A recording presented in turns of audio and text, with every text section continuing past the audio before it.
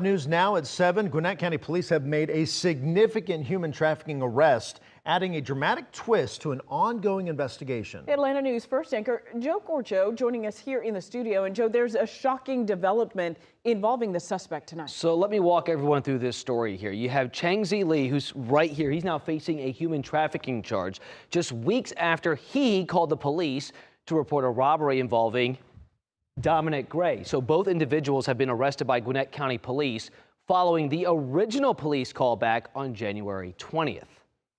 Put your hands up! Put your hands up! You're on the ground right now! Taser. Responding to a robbery call in Duluth, it appears on security camera on January 20th that Gwinnett County Police deployed a taser shortly after entering that apartment in late January. Police say they heard glass breaking. Gray also appeared to be bleeding from his hand. The 40-year-old Gray faces multiple charges from this incident, including reckless conduct, armed robbery, false imprisonment, and kidnapping. Lee, the one who alerted police and let officers into that apartment, was also charged with pimping and keeping a place of prostitution. Now, fast forward 2 weeks later, and investigators found Lee's phone number on an online listing that they believed to be for prostitution.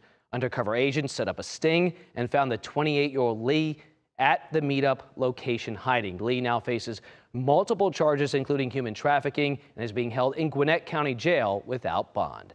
In studio, Joe Gorcho, Atlanta News First.